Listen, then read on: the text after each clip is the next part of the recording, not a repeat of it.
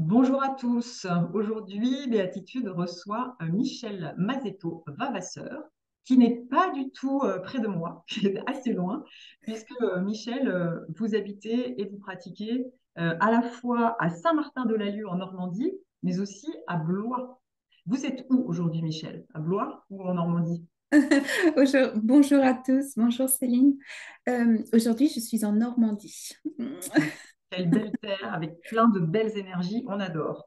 C'est ça, c'est ça. Une terre Alors, bien riche, oui. ouais, une terre riche.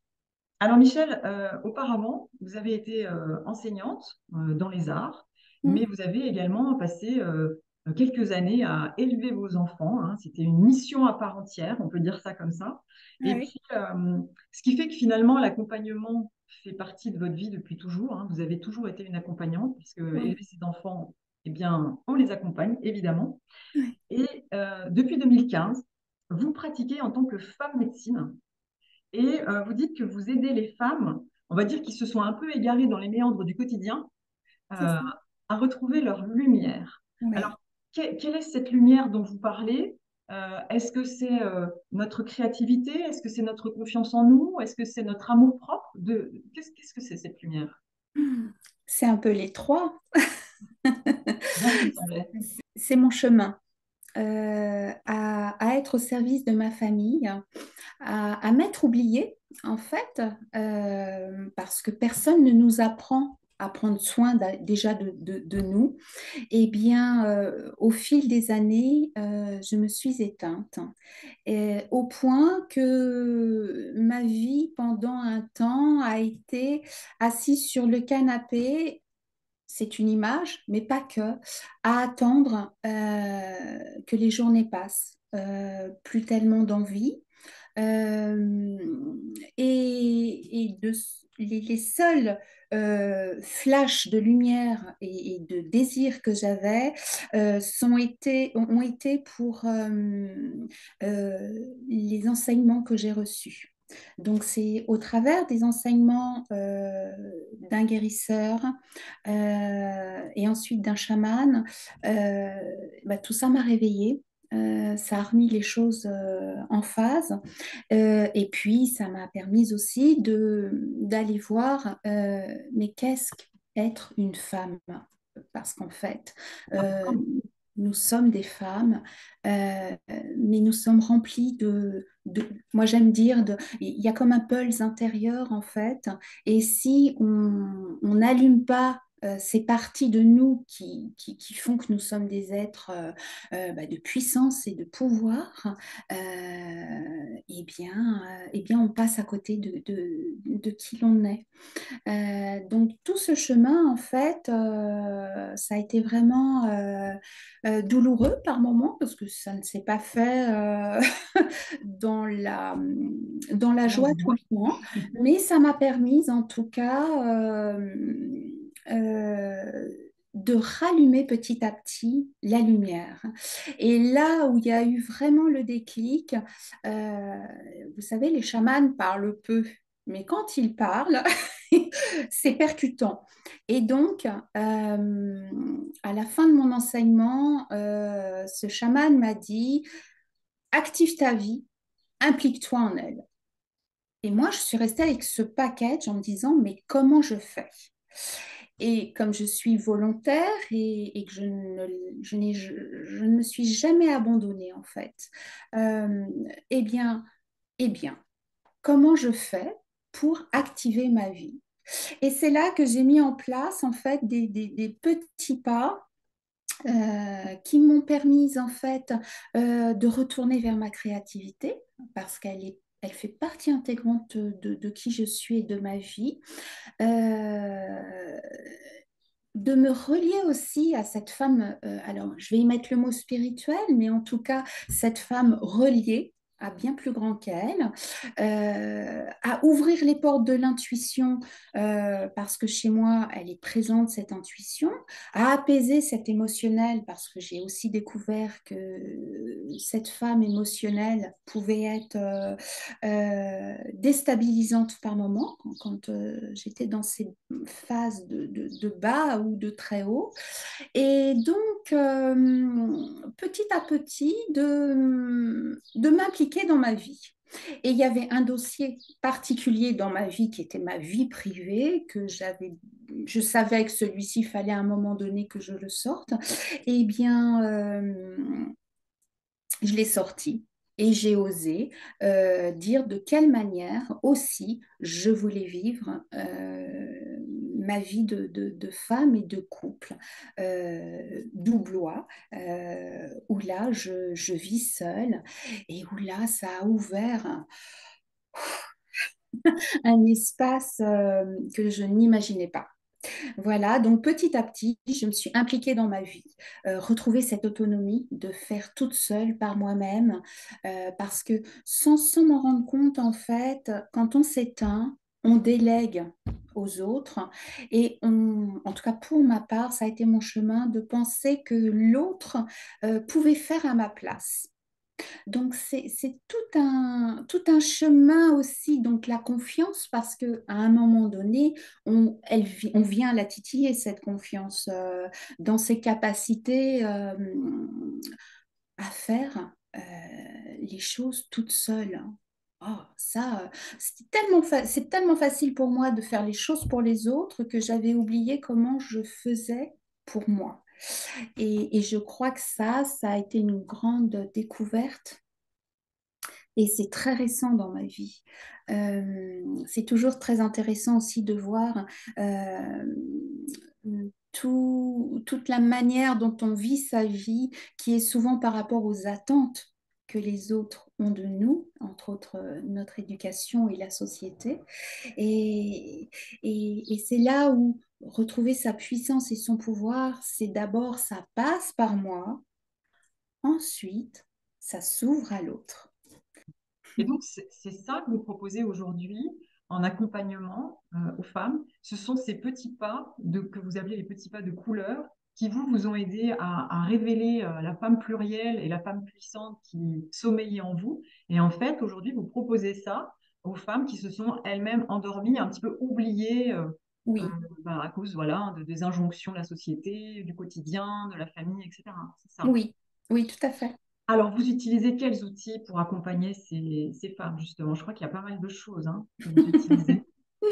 Les premiers outils, donc, étant une femme médecine qui s'est reliée à l'énergie, à l'énergétique, c'est déjà le premier pas, c'est comment tu es dans ton corps. Donc cet ancrage à notre corps, comment tu respires dans ce corps, parce que souvent nous sommes asphyxiés. La respiration est juste ce qu'il faut. Et donc les premiers pas, c'est déjà de remettre une harmonisation dans le corps. Donc nous sommes des êtres vibratoires et des êtres de couleur. Nous avons des portes, nous en avons 7 dans notre corps, qu'on peut appeler aussi les chakras pour ceux qui connaissent. Et donc, la première porte, c'est l'ancrage au corps. Voilà. Comment tu ressens ton corps, qui est coloré, puisqu'il est rouge. Donc, c'est pas par hasard que notre première porte et cette couleur rouge qui est vraiment la couleur de l'ancrage à la terre, comment je pose mes pieds sur cette terre. Et puis, je vais inviter ces femmes à monter crescendo. Chaque porte va être animée d'ateliers, donc d'ateliers créatifs avec des autels pour honorer chacune de ces portes et chacune de ces couleurs. Donc, mes outils, le massage intuitif, parce que ça fait aussi partie de l'ancrage, d'être touché, et que j'aime que le corps me raconte son histoire. Et pour la femme qui reçoit ce massage, de sentir qu'elle est vivante, qu'elle a un corps, parce que très souvent, nous sommes dans notre tête. Et le corps est un peu l'oublié de ce chemin. Une harmonisation parce qu'énergétiquement, souvent, ces portes sont en déséquilibre et donc d'y remettre déjà une fluidité qui permet aussi de pouvoir laisser cette énergie, puisque nous sommes des êtres vibratoires, circuler au travers de ces portes. Alors, la peinture intuitive peut rentrer dans l'accompagnement auprès des femmes. En tout cas, moi, cet outil-là, c'est un cadeau. Je ne m'attendais pas à... Je ne suis pas peintre, je n'ai pas fait les arts euh, d'école d'art. Par contre, c'est un moyen d'être avec soi-même en miroir de ce qu'on porte au moment où la couleur vient se poser sur la feuille. Et ça, c'est un tête-à-tête avec soi qui est pas toujours confortable, certes, mais qui permet une vacuité de l'émotionnel en fait. Ok, donc on a le massage intuitif qui vous permet de d'écouter ce que les corps de vos consultantes ont à vous raconter. Mm. Il peut y avoir la peinture intuitive pour se reconnecter aussi avec cette porte ou ces différentes portes. Et alors après, au travers de votre initiation, vous avez aussi réveillé la femme guérisseuse, la magnétiseuse, la clairvoyante. Donc il y a ce réveil de l'intuition qui est là et qui Oui, vous permet aussi euh, d'écouter d'une manière plus subtile, ce que ces femmes ont à dire également. oui, C'est ça? Ce que les oui. âmes peut-être ont à dire. Je n'ai pas entendu. Ce que les âmes peut-être de Oui, ces femmes ont à dire. C'est bien ça? sûr, bien sûr. Je suis une transmetteuse de messages. Donc, à chaque fois euh, qu'une âme vient à moi, elle a à recevoir un message. On ne vient pas me voir par hasard. Si on vient à moi, déjà, c'est que c'est un grand oui envers soi, de se dire que euh, je m'offre cet espace euh, de remettre de la lumière qui n'est jamais complètement éteinte, hein. Quoique, chez certains, parfois, elle peut être très très basse, la lumière. Mais en l'occurrence, si on vient à moi, c'est qu'il y a un appel. Euh, Parce que c'est un accompagnement qui peut être inconfortable euh, aussi. Évidemment. De toute façon, tout réveil, toute élévation spirituelle ou pour se reconnecter à soi, c'est rarement confortable, on est d'accord. Il faut Euh, accepter de passer par des phases de bouleversement. c'est Comme ça. disait, je ne sais absolument plus qui, du chaos naissent les étoiles. Et c'est ça, en fait. C'est C'est qu'il ça. faut d'abord passer dans le chaos pour pouvoir trouver l'équilibre, l'harmonie Mm. et briller pour soi et briller pour les autres. Mm. Sauf que dans cette partie inconfortable, euh, je soutiens. Et oui, Voilà, elles ne sont pas seules. c'est ça, c'est ça. Et Dans là, le cadre donné, hein, c'est pas open bar jour et nuit. non, non. on est, on Non, est mais, bien d'accord. Mais mon rôle, euh, c'est que je suis soutenante et bienveillante dans cet espace euh, de naissance à soi, en c'est tout beau. cas de ce qui est possible pour l'autre. cette capacité à se laisser naître. Voilà. Mm. Très beau.